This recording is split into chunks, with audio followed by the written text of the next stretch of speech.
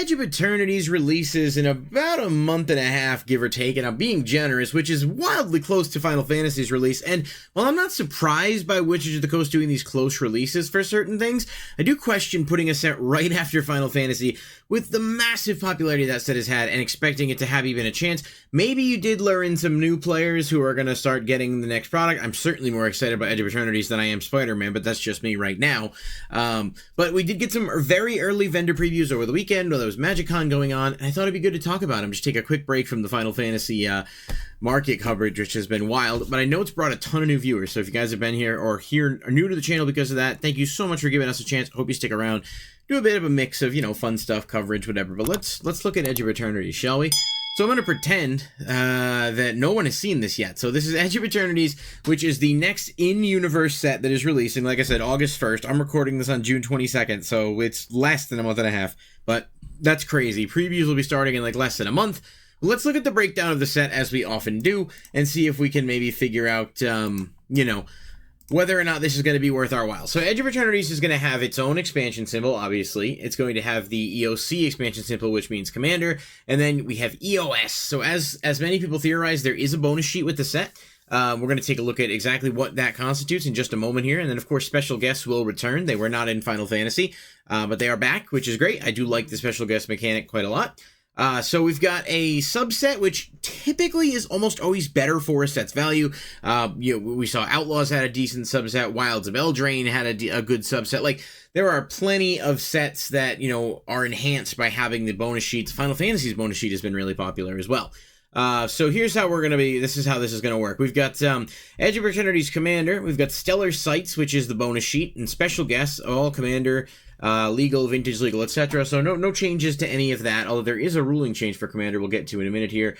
Prices are here, $5.49 for a play booster, $24.99 for collector booster, $44.99 for the Commander deck, and $53.99 for the bundle. Man, they just keep raising the price of the bundle, I feel like. Oh, maybe it's just me, I don't know. It used to be $39.99, I think, and now it's just continuously more and more expensive. But it's not going to be like Final Fantasy's bundle, I don't think, which is one of the few exceptions. So here's a couple important dates to note if you're just wanting to get a sense of what's going on with this. You're decided you're going to be able to keep up. So the story started June 20th. We'll continue through July 7th. Obviously, the story articles and stuff, it's definitely interesting if you're into that kind of thing. I certainly would recommend checking it out, but it's not relevant to the cards, really. So if that's what you're concerned about, it's not that big of a deal. The debut preview is July 8th. Full image gallery out by July 18th. And then we've got pre-release. We've got arena release July 29th. And then worldwide release, of course, August 1st. This is just a crazy turnaround time for a set, and I think it's actually closer than any we had last year. And I don't mind, as someone who makes videos, having plenty of stuff to talk about all the time. Trust me, for us, for content creators, it's often good. But for players, which is kind of where I started my love of Magic in the first place, it can be a little tricky to keep up with, especially when they're this close. I don't think every set needs to be every 4 months, but I don't know, maybe somewhere in the middle, maybe every 3 months instead.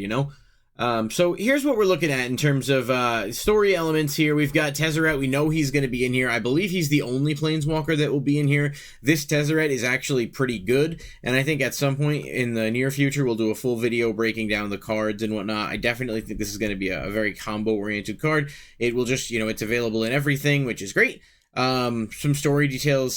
Seth Dickinson, who I'm personally not familiar with, but I'm sure plenty of people have heard of, is actually writing the story for Edge of Eternities, which I think is really interesting if you're a fan of that guy.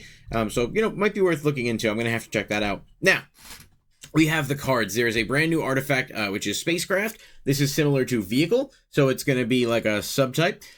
Interestingly, with this change, there is now a big ruling change where commanders in your commander deck can either be a legendary spacecraft or vehicle, which is huge because a lot of cards that previously were unplayable due to their status as a vehicle that's not considered a creature now are playable. And this card here, the Sarima, I don't know how you pronounce it, is an absolutely cool card on every surface. It is only 3 mana to play. When it enters, you search any legendary creature, which is just fantastic. But it turns into a vehicle by using the station mechanic. And so that says tap another creature, put charge counters equal to its power on the spacecraft.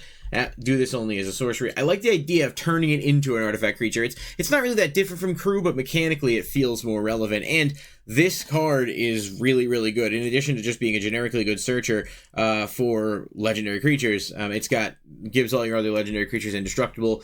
Really, really strong card for a rare. So I'm happy to see that here. But yeah, that's what the rule change is that they confirm in Commander, that you will be able to use any legendary card that has a printed power and toughness. So that's really, you know, I'm going to make a video kind of looking at some of the best Commander vehicle options when we get a little bit of time this week. So they showed previews of the two face commanders for the decks.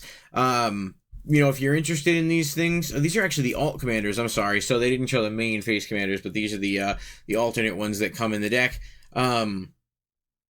Am I right? I think I'm right. Oh, maybe I'm not, actually. It looked different, but no, maybe these are the face commanders. I don't know. It doesn't specify here, but either way, they'll be guaranteed in the deck. We've got blue, red, white, and then black, red, green. I think there's a lot of interest with Sarl over here as an insect commander, and he can do a lot. I know people were hoping for Eldrazi. I still am, but now I'm kind of wondering. They didn't get any early Eldrazi previews, so if they are going to be in the set, wouldn't they show that off right away? I mean, that would be my theory. I could be completely wrong, though, on that front. But Kilo is interesting. It proliferates whenever it becomes tapped, and certainly has colors that work well for that. And Sorrel's more, you know, play lands from your graveyard, and you get benefits for sacrificing stuff. So a couple of really interesting commanders there. Now, this is the biggest bit of news here, if you guys didn't see this. The Shocklands are returning to Standard. Now, we talked about Shocklands when Ravnica Remastered came out, which feels like forever ago at this point. And I talked about how Shocklands will automatically increase the value of a set. They just do. Historically, any set that has Shocklands is going to bottom out much higher than whatever random product might bottom out. These particular cards, we're getting half the cycle, which I believe is the enemy cycle, of the Shocklands, and they will be in the regular packs, and obviously they're going to have special treatments. There's just no doubt about it. But even these base treatments look really nice. They're all set on space. It's safe to assume the next core set for Standard, or whatever you want to call it now, the next main set, will have the other half, I would think. I don't know. I guess we'll see what they do. But these are going to be great for the value of the product as a whole, and also great for, like, the odds of, you know, better cards being in circulation. Now, if they can kind of nail it home and have the set be good, but also include the shocks, well, then you're looking at another successful product, and it'd be cool to see that happen for a Universes Within set. So we'll have to see, but they know what they're doing, and these are going to be very high impact in Standard as well, especially with a lot of stuff rotating out. Now, I wanted to mention the Singularity foil. I don't know how you pronounce it, Sothera, the Super Void. This is a brand new foiling. You can kind of see it here. It's not the best view, but the card itself looks really nice. This is only in collector boosters, and it's extremely rare and will only appear in a low number of collector boosters of any language. It will always be in English. So it's essentially the same level of rare as the Traveling Chocobo, if I have to understand that correctly. Not the numbered one, but the neon ink one. So this card is a brand new mechanic. There is a big chase, obviously, for the collector boosters with that being in there. I don't know if they will put any serialized stuff. Probably not, but I don't know. And then there are some other versions here. We've got the showcase foiling. I think this looks really, really cool.